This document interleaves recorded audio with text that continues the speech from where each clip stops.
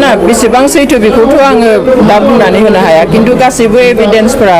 गासैबो सार्कामस्टेन्सेस एभिडेन्स बेफोरखौ नायनानै जा नुदों बेयो सिम्पल ओरैनो जानाय जाब्रबथायाव थैनाय जाथायानो जानो हाया खारन जिबादिहाय एक्सिडेन्ट जादों गारिनि अबस्थाखौ जों नायोब्ला जों बेहा जेरावबो बेबायदि दुखु मोननाय गैया बेयाव गेब्लेलायनानै थानांगौमोन बिनि मोखां महर सिनायै अबस्था जानांगौमोन खिन्थु बेबायदि जायाखै आरो गुबुन गुबुन मानसिया गुबुन गुबुन स्टेटमेन्ट होबाय थादों बेफोरखौ नायोब्ला नुयो जे सिगाङावनो बेखौ बुथारखानानै हयथ' बेक सिटआव लानानै फैनानै पार्टिकुलार हाइवेनि जायगायाव बेखौ दोनहैदों जायनि थाखाय बेखौ सिगां सिटआव लांनानै फज'नाय बेखौ ड्राइभ खालामनाय बायदि फज'नायनि थाखाय सिट बेल्टबो बेनो गानहोनो हायाखै बावबाय हयथ' दौराबोरै प्लास बिनि थोंसे सेन्देला सिट माने बेक सिटआव बोरै थानो बेफोरबायदि खोथायाथ' नों आं बुंनाय खोथा नङा पुलिस प्रसासनजों जड़ित मानसिफ्रानो बेफोर खोथाखौ खिन्थादों दा दिनै ड्राग्सनि बा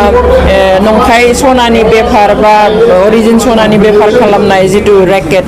बेजों लोब्बा थानाय इन्सिडेन्ट बायदि दिन्थिनो नागिरदों दा बेफोरबायदि खामानियाव सासे SI लेभेलनि हिनजावसाखौ बा SI लेभेलनि मानसिखौ हरनायाबो गिदिर खोथा खारन बेफोरथ' इन्टारनेसनेल रेकेटफोर दा पुलिस डिपार्टमेन्टनि बा हम डिपार्टमेन्टनि गेदेर गोलावफ्रा गोजौ पजिसनाव थानायफ्रा हयथ' बिसोर नेक्सास दंजोबो जड़ित दंजोबो गथै घटनायाव जायनि थाखाय सासे SI लेभेलनि गाहाय रेंकनि मानसिखौ बेयाव अपारेशन खालामनो बा हरदों बा बेफोरखौ नायगिदिंनो थाखाय हरदों खारन दा मिन्थिबाय बेखौ सोर हरनाय एडिसनेल SP आनो बेखौ थिनहरदोंमोन स' ट्राइबेल मानसि सासेया मावनोबाथाय मावनोसै गावनि डिउटिखौ मालाबाबो नेग्लेक्ट खालामा नांगौबा बे सेक्रिफाइस खालामनानैब्लाबो डिउटिखौ मावथारगोन नांगौबा मावबा मावगोन थैबा थैगोन आरो जिखुनु प्रकार बेखौ मावगोन बेबायदिहा बे थांबाय ओमफ्राय उनाव गावसोरानो जिनिसा ओंखारहां जानायाव हयथ' बेखौ बुथारनानै दोननोबो हागौ जेबो गिदिर खोथा नङा बे जाबाय सासे इन्डिजिनियास ट्राइबेल हिनजावसा दुखुनांथावा बेसो जे जोंनि ट्राइबेल हिनजावफ्रा पुलिस अफिसार गोजौ रेंकआव थांनो गोबाव सम लायो दासिम जोङो गोजौ रेंकआवहाय जोंनि ट्राइबेल हिनजावसा जोङो नुवाखैयानो बेवहाय दा बिथाङाबो खोब खस्थ' खालामनानै बे लेभेलाव फैबायमोन बे दुखुनांथाव खोथा आरो बिथाङा थैखांनायनि उनाव आसाम पुलिसनि लखिमपुर आरो गोबां सदस्य खालामदों पुलिस बिफानखौ मानि थाखाय सोलाय सोल' खालामखो गिबि जेब्ला नगावआवनो 100निबो बारा कनस्टेबोलफोरखौ सोलाय सोल' खालामबाय जेरावहाय कनस्टेबोलफोरखौ सोलाय सोल' खालामनानै मा जानो थारमाने बेवहाय क्लियार जे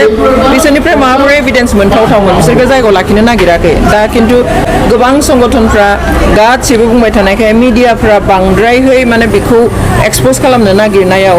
हम डिपार्टमेन्टनिफ्राय एसे सिरियासलि लानाय नुदों जायनि थाखाय नगावनि SP खौबो दिनै सोलायदों लखिमपुरनि SP खौ सोलायदों बे सोलायनायजोंल' जेबो जाया बेयो इट कानट बि अ पानिशमेन्ट सोलायनाया पानिशमेन्ट जानो हाया बेवहाय जों होनबोदोंमोन CBI तदन्त होनांगौ खारन CID आ पुलिसनिनो बिफान आरो जों खोनानाय मथेब्लाथ' नगावनि SP नि आन्दारावनो दा जायफ्रा CID नि तदन्तनि बिबान मोन्दोंमोन इनकुवेरिनि बिथांमोना माने ट्रेनिं लाबावलायनायसो सोलोंथाइ लाबावलायनाय बेवहाय CBI नि खोथा बुंदोंमोन दिनै CBI इनकुवेरि होनायखाय CBI नि